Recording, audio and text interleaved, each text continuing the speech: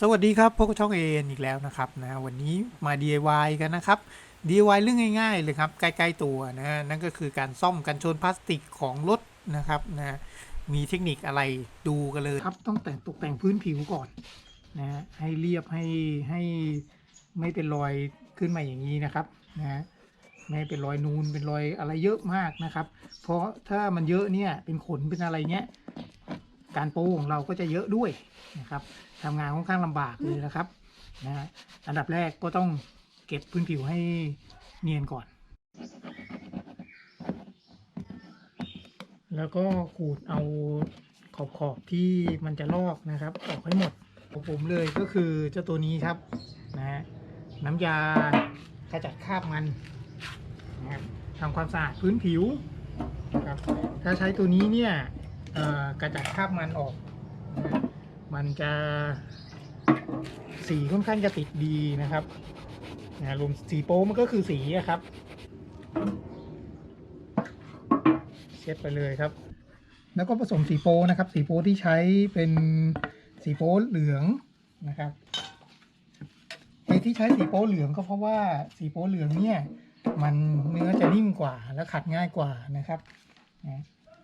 อันดับแรกก็ต้องคนๆนิดนึงก่อนนะครับ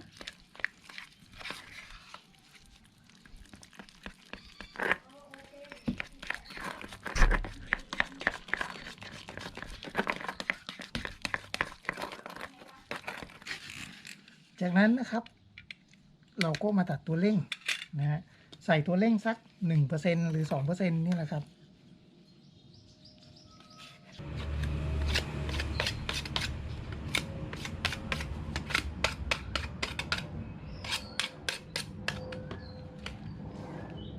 ผสมแค่พอใช้นะครับไม่ต้องเยอะหรอกครับ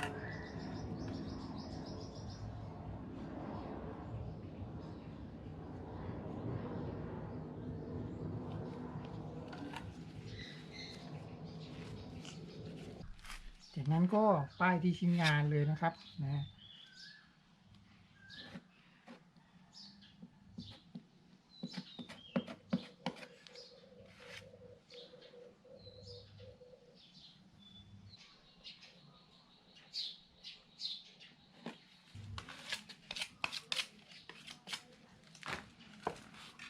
ครับ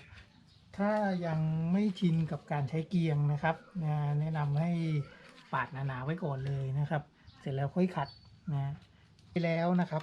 เราก็ต้องมาถึงเวลาออกกำลังกายแล้วครับขัดนะครับขัดเนี่ยเเทคนิคของผมนะครับง่ายๆเลยก็คือใช้กระดาษทรายหยาบๆก่อนลูบไปเลยครับลูบพอเข้าใกล้ผิวค่อยใช้กระดาษทรายละเอียดกระดาษทรายน้ำนะครับอันนี้กระดาษทรายหยาบเนี่ยใครจะใช้กระดาษทรายน้ำก็ได้นะครับหรือกระดาษทรายขัดไม้ก็ได้แต่กระดาษทรายขัดไม้มันจะเปลืองหน่อยนะครับมันจะหมดเร็วแล้วก็ข้อเสียคือขี้ฝุ่นมันฟุ้ง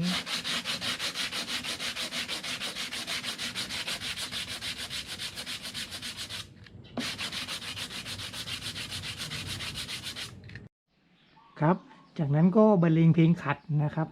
ขัดไล่เบอร์ไปนะครับเบอร์จากเบอร์หยาบๆนะครับไปจนถึงเบอร์ละเอียดเลยอาจจะเบอร์พันเบอร์อะไรนะครับไล่ไปเรื่อยๆนะครับผมไล่จากเบอร์350นะครับไปจนถึงเบอร์พันมันก็จะเรียบเนียนดีเลยนะครับจากนั้นเราก็มาแปะบัง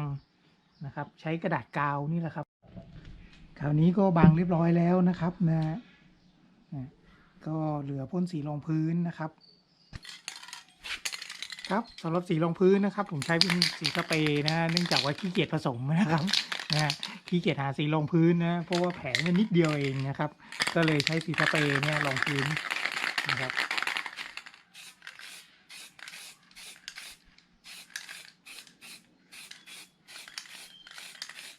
พ่นแค่บางๆครับ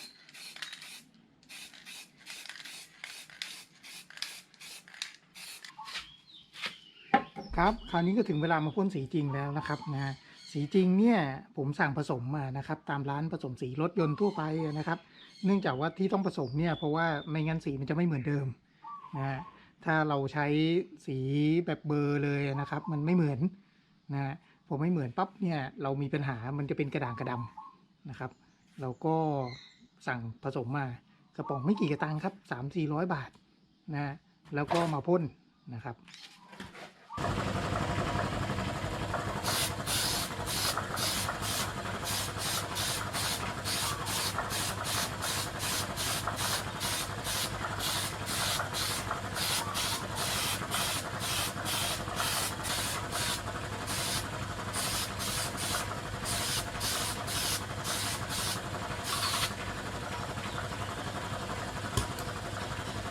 จากนั้นนะครับเราก็เอากระดาษทรายเบอร์พันห้านะครับกระดาษทรายเบอร์1,500นะมารูป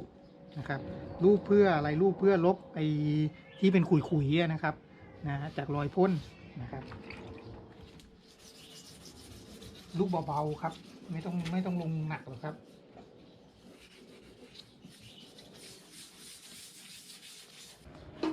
เสร็จแล้วนะครับใช้เจ้าซิลิโคนออฟเนี่ยนะครับนะตัวไอกระจัดคราบมันนะครับอีกชั้นหนึ่งนะเพราะถ้าไม่ลงตัวนี้นะครับมันอาจจะพ่นแล้วไม่เกาะนะฮะเ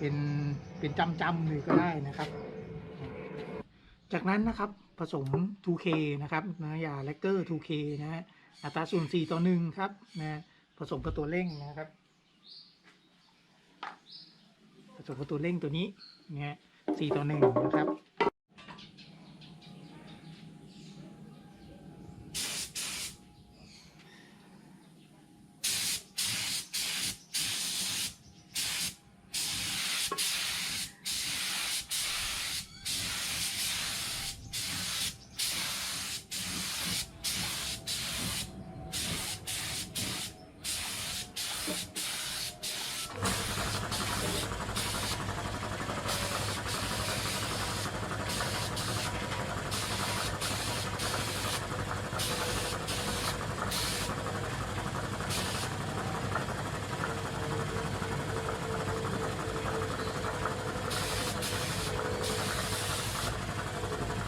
ก็เสร็จไป1ขั้นตอนแล้วนะครับนะสำหรับการพ่นเคลียร์นะมันก็เงาแต่ว่าทีนี้นะครับมันจะทำแค่นี้ไม่ได้เนื่องจากว่ามันจะไม่กลืนกับสีเก่านะมันจะกระโดดกันนะครับนะข้างหนึ่งเงาวับเลยข้างหนึ่งด้านๆนะครับนะมันจะดูไม่กลืนนะครับก็คือเหมือนกับแต่งหน้าผิดเฉดอะไรประมาณนั้นนะครับนะก็ขั้นตอนต่อไปนะครับก็คือการขัดกระดาษทรายนะใช้กระดาษทรายเบอร์ 2,000นะครับรูปนะพอมันแห้งสนิทดีแล้วกระดาษทรายมารูปนะครับรูปเสร็จแล้วปัดเงาอีกทีนึงนะฮะเป็นขั้นตอนต่อไปนะครับขั้นตอนแรกนะครับเตรียมกระดาษทรายเบอร์ 2,000นะครับกระดาษทรายขัดน้ำนะเบอร์ 2,000นะครับหรือกระดาษทรายขัดเหล็กนี่แหละครับ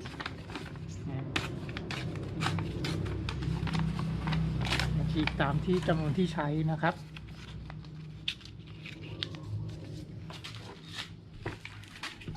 เอากระดาษทรายนะครับลูบไปเลยครับ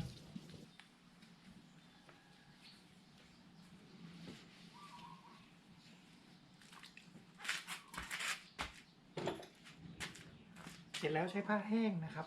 เช็ด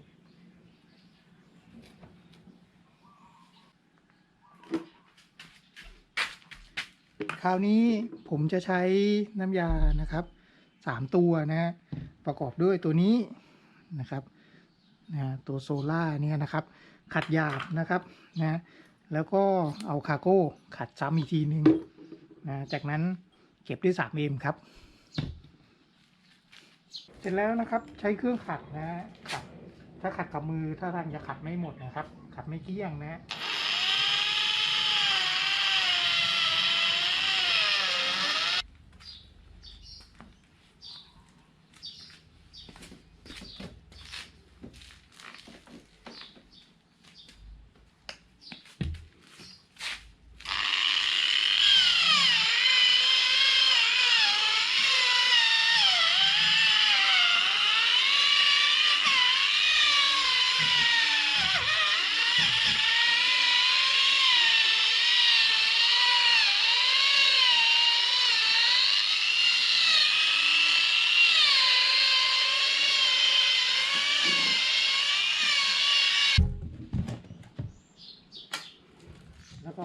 นะครับลูบอีกทีนึงนะต้องผ้าแห้งนิดนึงนะครับ